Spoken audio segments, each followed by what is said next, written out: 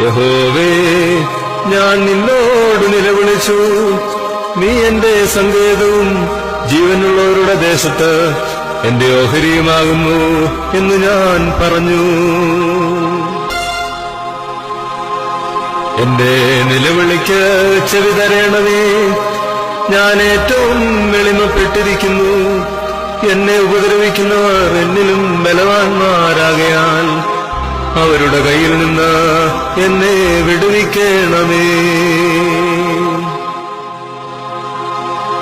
ഞാൻ നിന്റെ നാമത്തിന് സ്തോത്രം ചെയ്യേണ്ടതിന് എന്റെ പ്രാണനെ കാരാഗൃഹത്തിൽ നിന്ന് പുറപ്പെടുവിക്കണമേ. നീ എന്നോട് ഉപകാരം ചെയ്തിരിക്കാൻ നീതിമാന്മാർ എന്റെ ചുറ്റും വന്നുകൂടും. യഹോവേ, എന്റെ പ്രാർത്ഥന കേട്ട് എന്റെ യാചനകൾക്ക് ചെവി തരേണമേ. നിന്റെ വിശ്വസ്തതയാലും നീതിയാലും എനിക്ക് ഉത്തരമരുളണമേ. ഞാൻ പണ്ടത്തെ നാളുകളെ ഓർക്കുന്നു. നിന്റെ സകല പ്രവൃത്തികളെയും ഞാൻ ധ്യാനിക്കുന്നു. നിന്റെ കൈകളുടെ പ്രവൃത്തിയെ ഞാൻ ചിന്തിക്കുന്നു.